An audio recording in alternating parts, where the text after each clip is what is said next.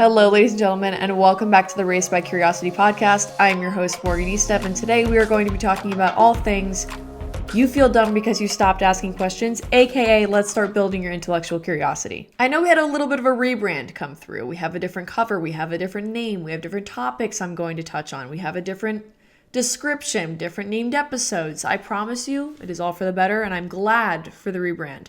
I sat back at the end of 2025 and was honest about my goals and where I wanted my content to go, where I wanted this podcast to go, and I had big dreams for it. But I sat back and realized that a lot of what I was striving towards was going to keep me in the box of college education and higher education content. Now, that's not to say I want to strive away from education.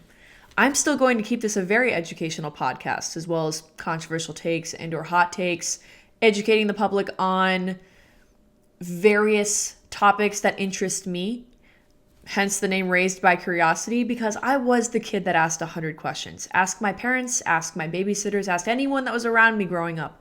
I was the kid with one foot out the door, waiting to be an adult, eager to be an adult. Hindsight 2020, looking back at it. Do I really wish that I spent more time being a child?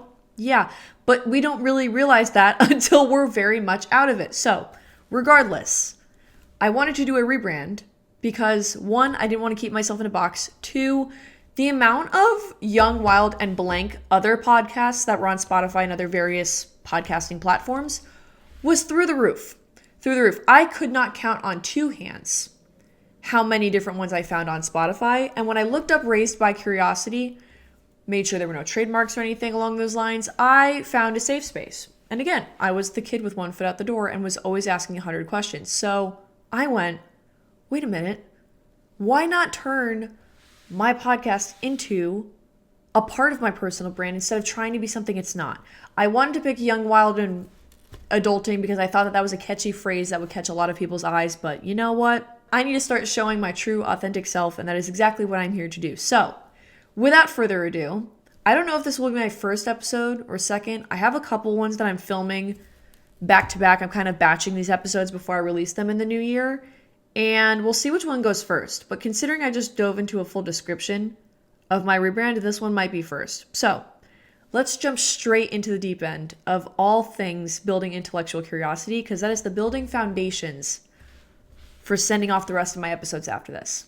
So as always, grab a fun drink, grab a fun little snack, and let's get into it. Again, this episode is going to be titled, You Feel Dumb Because You Stopped Asking Questions. And that doesn't mean the right questions. That doesn't mean intellectual questions. That doesn't mean questions for your career and where you want your life to go, where you want your relationships to go, your friends, your family, any relationship, platonic or romantic. I mean any questions. The rise of brain rot and the rise of anti-intellectualism and the media crisis that we are in, not only as a country, I'm watching this from America. I know that there are plenty of other countries that watch my podcast. Hey, friends. The rise of anti-intellectualism and the media literacy crisis we are in as a globe is beyond me.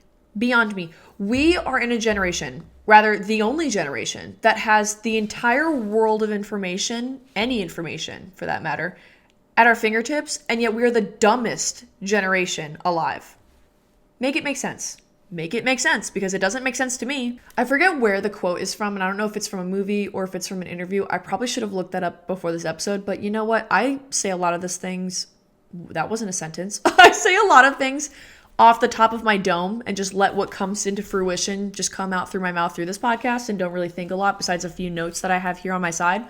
But regardless, I guess I couldn't have looked it up before the podcast then. Anyway, getting back to my point. Wherever this quote came from, it was basically two men sitting down describing the different ways the world breeds different types of people. So I'm pretty sure the quote goes something like, and I'll look this up and probably put it in words on the screen. And for those of you listening to audio version, I'll probably put it in the description. But it says something along the lines of, rather the conversation was between parents and children. So soft parents will raise soft children.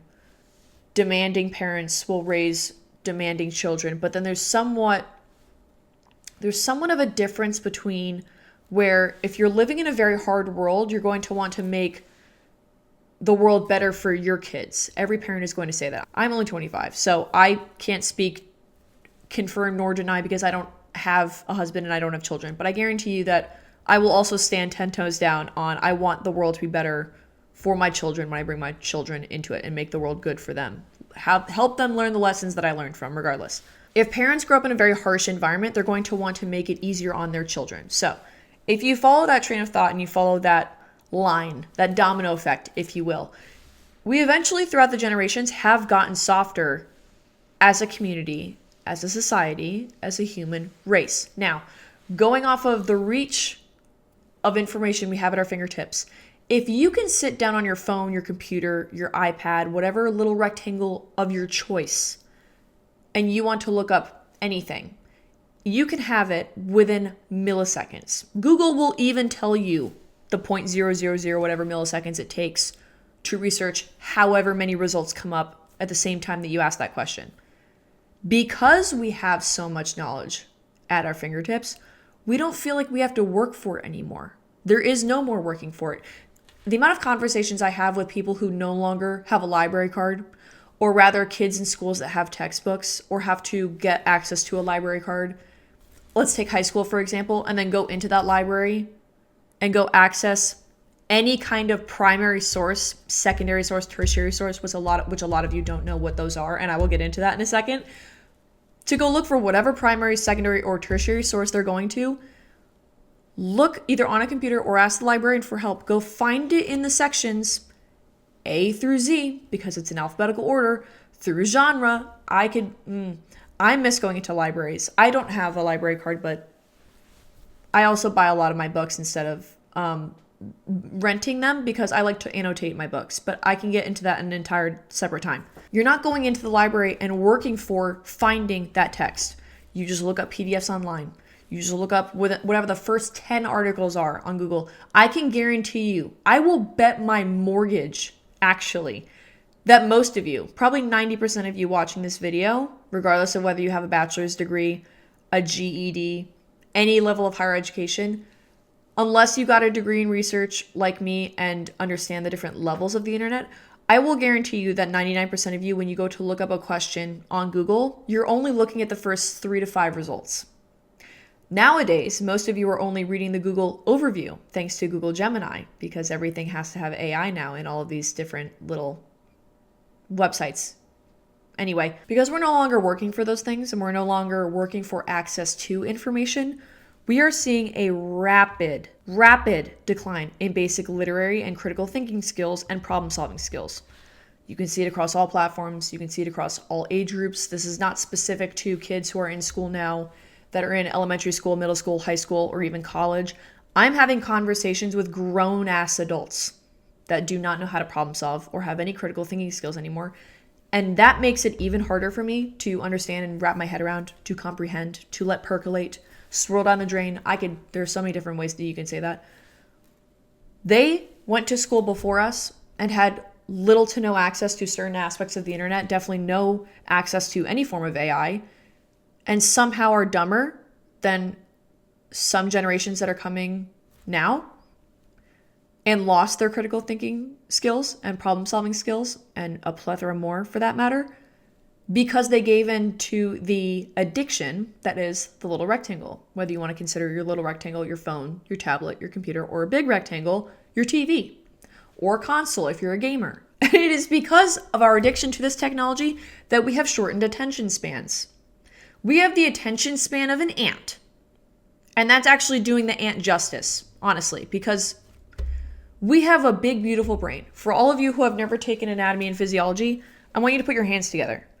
One fist, no matter your size, because again, this is personal to you, the size of your fist, because everything in your body and anatomy is symmetrical, your fist is the size of your heart. Not anyone's fist is the size of anyone's human heart. Your body's symmetrical. Your fist is the size of your heart. Now, take your fist for those of you that are watching. 2 fists, put them together. For those of you that are not watching and you are listening to this, I want you to put your elbows basically together in front of you, then touch your skin all the way up to your wrists, so your entire forearm. Tuck in your thumbs, and with your knuckles, push the knuckles together so you're looking at 2 fists right in front of you, kind of creating somewhat of a circle. That is the size of your brain. Okay? I know some of you are having a hard time comprehending that. That's how big your brain is. This is why we have big skulls, for those of you that want to insult people about big heads. I would love to be called a big head, okay? Because that means I have a big brain. But it also doesn't mean that everyone that has a big brain or big skull knows how to use what's inside that beautiful skull, okay?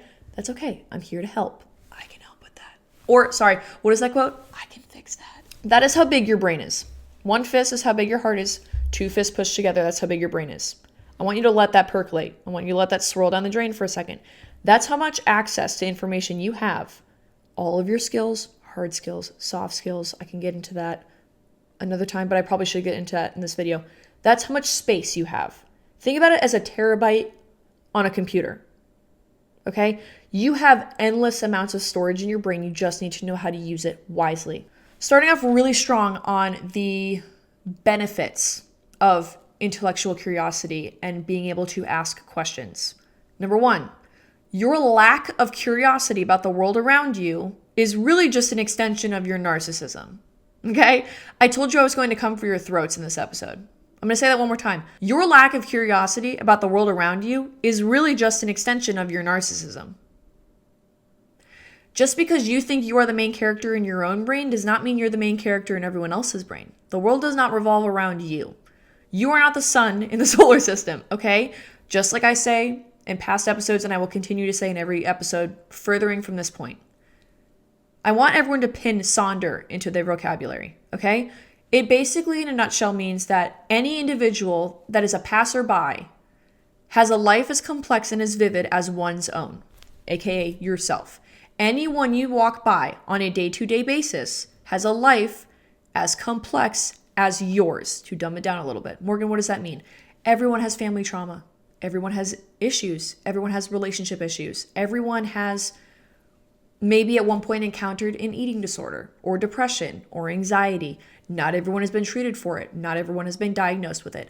Not everyone has great family traditions. There are some people that have horrible family traditions. Other people have great family traditions. Everyone has gone to school at some point and has had a crazy amount of homework. Everyone has had a job at one point in their life with a horrible manager, or for my women, have gotten pregnant and have gone through horrible pregnancies. Now, this is not to say that everyone's life is exactly the same, but it does mean you have to give yourself and others grace.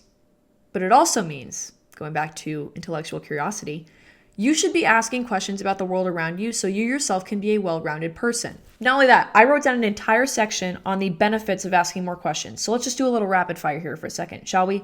You become an intellectual. That right there should say enough. Now, I understand not everyone is going to value intellectual curiosity or being an intellectual, being labeled as an intellectual. I understand that. But for those of you who do and just love listening to people's vernacular, aka the vocabulary, how well they speak, how fluent they are with their words, how they articulate their sentences, they know how to use correct punctuation, grammar, they facilitate their thoughts to the words they use. They use their words with intentionality, because words have meaning, people. Anyway, moving on. Number 2, you become more articulate. You grow your vocabulary. You are able to talk to different types of people and hold conversation, which means if you can hold conversation, you can hold space. When you're able to hold space, you're able to grow confidence in yourself. Again, this is a domino effect, people. You can start overcoming your social anxiety. Because again, practice doesn't make perfect, but practice does make permanent. Okay? Again, allow that one to percolate. Practice doesn't make perfect, but it makes permanent. Pen versus pencil. You can erase pencil, you cannot erase pen. However many times you try and try and try again at something, the better you will get at something.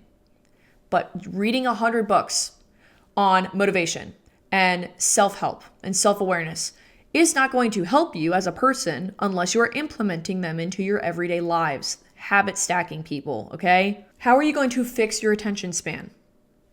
I want you to start asking more questions. And that sounds very vague. Let's dial this down a little bit. To me, if you were to ask me, there are no such things as stupid questions.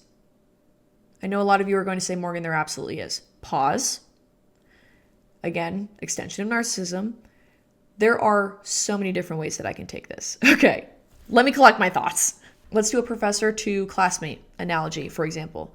When you are discussing a topic with someone, for example, your professor, who has had this knowledge base and has been growing this knowledge base for 10, 15, 20, 50 plus years, and you are joining a class, whether it's for gen eds, general education courses, for liberal arts colleges, for those of you that don't know what that means, basically just general education courses, your math, your sciences, your English. Anyway, when you're having a conversation with your professor about something that you have absolutely no idea about because you've never delved into that area of philosophy, math, physics, any other sciences, chemistry, it's going to seem easy and it's going to seem like a stupid question for them, but for you, it's not because you don't know enough about the topic.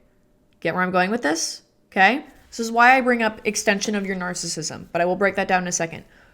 Your teacher, to you.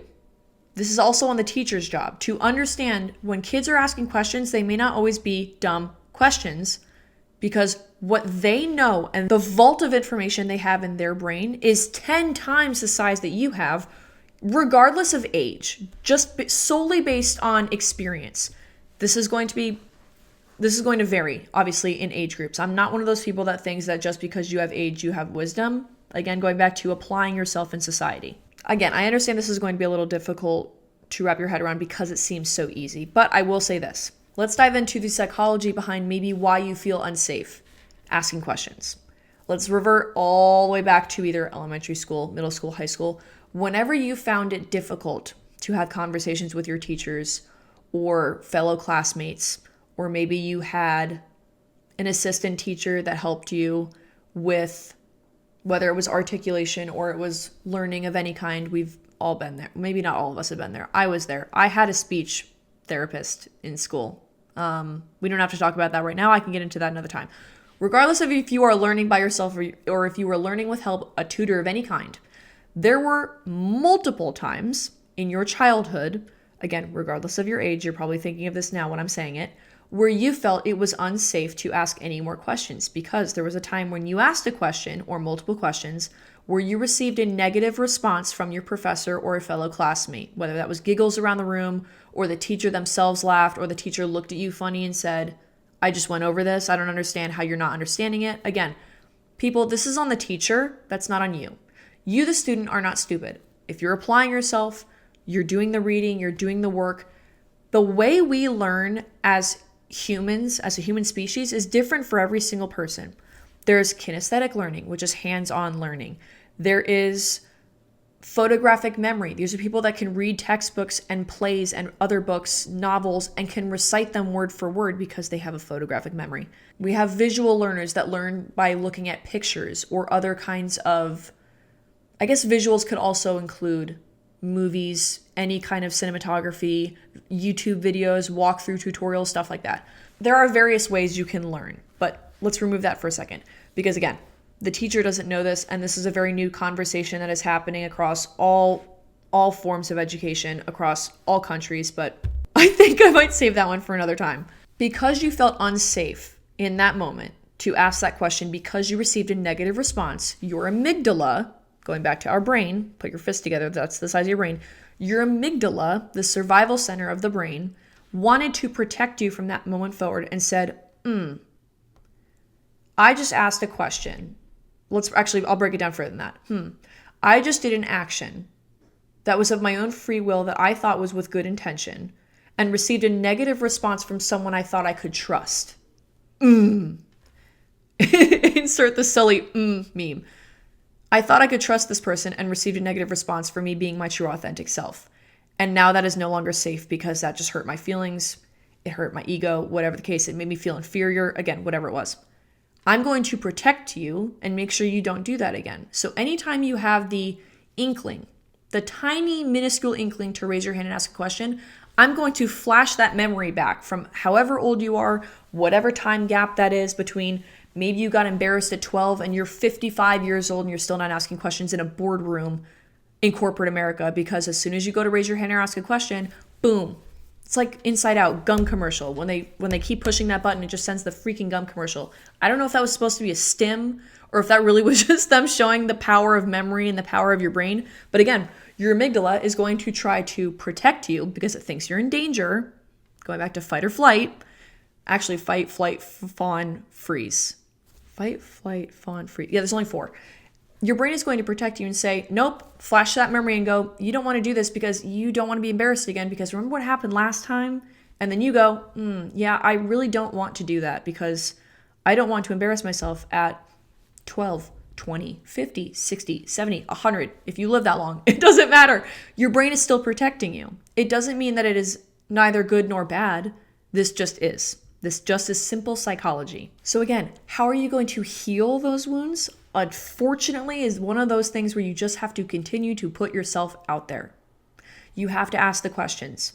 You have to gain context clues in conversations so you know how to input your own information, your own 2 cents, your own opinions. How are you going to find out who you are and your true authentic self if you don't find out what opinions you hold about the world around you? Again, going back to your lack of curiosity is really an extension of your narcissism.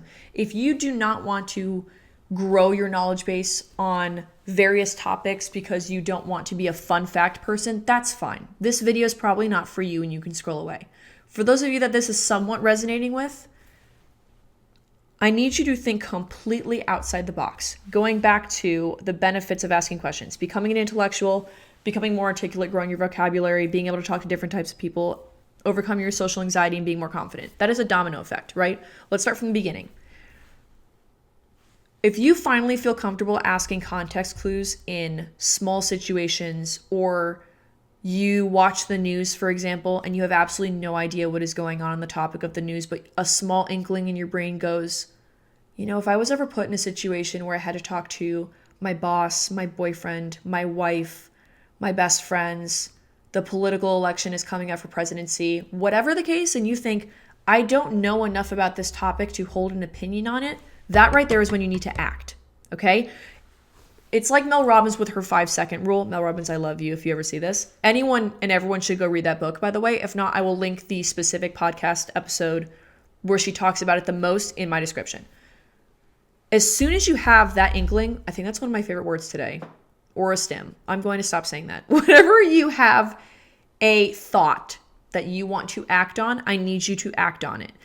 Anytime you have a question, act on it. If you're sitting and having a simple conversation with the girls at Drinks Over Benny's, for those of you that know where that reference is from, I love you.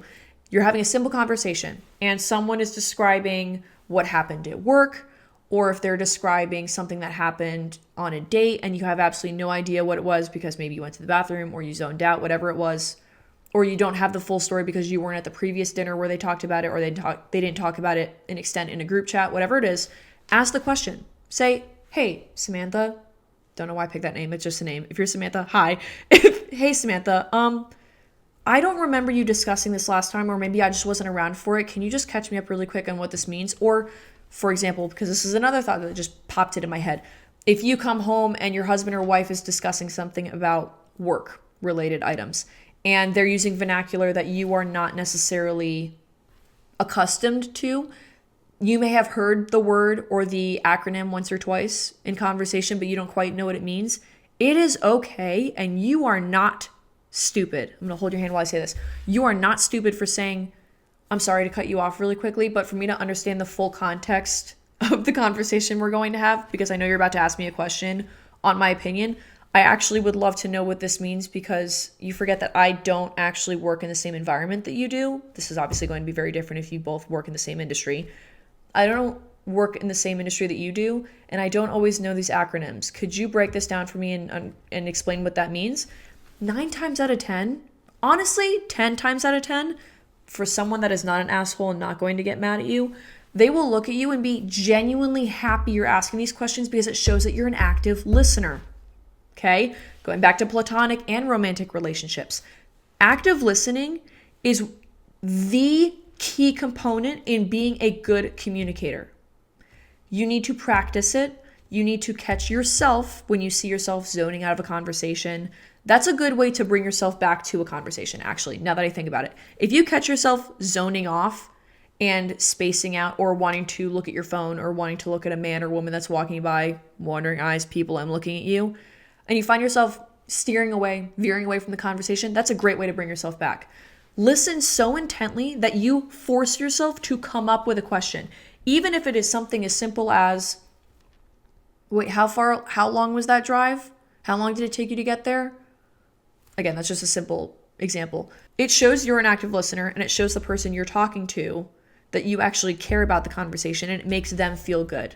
And it makes you look better, you feel better, you're both able to have a 50-50, you're able to share your opinions, your different points of view, etc. So again, going back to gaining and growing your intellectual curiosity. Anytime you have a thought on something that you don't know enough about, look it up. This even comes down to basic vocabulary. I have a running list in my notes app on iCloud, because it's on my phone and it's on my computer, of a running list of vocab words that I did not really know until I came across it in a book, an article, a journal, a news article, in a movie or a TV show, whether it was Old English or I'm currently reading Crime and Punishment by Dostoevsky, words that are somewhat trying to translate Russian, old Russian, might I add, because he wrote it, I think, in 1860 something, Russian to English translation, whatever it is. I want you all to become comfortable being Snapple bottle caps, okay? And this might be a hot take, but for those of you that are going to say, Morgan, that's just a pit of just fun facts, here's my hot take. People that are fun fact based and like to share different types of information that they have collected over the experience of their life actually makes them a well-rounded intellectual. Why? Because they took the time to realize, I don't actually have enough knowledge on this topic to have and create my own opinion about something. So I would rather spend the time and spend my free time, since I'm already on my phone doom scrolling or whatever the case it was, looking up that specific topic area to gain more information about it and to gain an opinion about it. So if someone asked me about this in conversation, I would be able to hold my own. Okay? This goes along with confidence. Going back to breaking down, actually, let's just break down confidence in and of itself. There are times you're going to feel inferior or not as confident walking into a room because you're around intellectuals. Now, I will always say and have always said, if you are the smartest person in the room, you are in the wrong room. And I'm not taking credit for that quote by any sense of the means. I'm only saying that because that's been instilled in me and ingrained in me since I was a little kid, and I still hold it true to this day. Your network is your net worth, but I will talk about that in an entire separate episode. The reason you feel maybe inferior or don't have confidence to walk into a room and or you're anticipating and have anxiety with anticipation of what could happen in those conversations, I'm going to hold your hand while I say this. I'm speaking really fast. Let me take a breath. I'm going to hold your hand while I say this. The reason you possibly feel inferior and or don't have the confidence to speak up in that room is because of your lack of knowledge about the topics in which they're discussing, okay? You may not have confidence in a room where people are discussing politics because you're sitting there and you're just twiddling your thumbs and you're watching them like a tennis match going back and forth with each other. And you don't know enough about the topic, so you don't think you can say anything because A, you don't want to make a fool of yourself because I don't want to say something that is completely politically incorrect. I also don't want to smack the mic. I don't want to throw myself under the bus and say something that might be a white lie or be something that is a scrape of a memory, but I don't remember the rest of it because I don't think I ever finished the article. Sit back. Be honest with yourself. If you were a more intellectually sound, well-rounded, well-versed human being on basic topics, basic vernacular, and other forms of vocabulary that were translated from different eras or different languages, I will get into the French to English pipeline in a second, you would feel more confident walking into a specific room or having a specific conversation with someone because you are able to put down your 2 cents. And again, this goes along with imposter syndrome, and this goes along with a lot of psychology-backed studies. People, I promise you, if you look back into your childhood, it affects everything in our everyday life. And I'm sorry it's that way. I wish I didn't have to say that. And I wish we didn't all have to realize it because, it makes me so angry that everything that happened in our childhood shaped us into these tiny little compact boxes of who we are as an adult. Anyway, God, I could go into that all day. Your imposter syndrome, your lack of confidence, your anxiety all stems from your childhood because your amygdala, the survival center of your brain, just wanted to simply protect you when it saw and recognized a negative reaction from something because you thought at one point in your life, oh, if I'm trying to be my true authentic self and someone showed me that that was bad, I no longer feel safe in my own shell. Sorry to break that down for you, but it's true. It's true, and it sucks. It's awful. It's horrible. This is why everyone needs therapy at some point in their lives so that they can break down all of these things. But it's okay. It's another reason why I'm here to help. I'm going through it, and I'm teaching you about it so that you can also go through it with me, because if I have to go through it, I'm not going through it alone, okay? Thank you for coming to my TED Talk. Goodness, I just rambled on for a very long time. I wanted this to be like a 15-minute episode, and I think we're sitting here at 45 minutes until I can edit it down. So, again, to wrap it all up, to tie it together, psychology-based.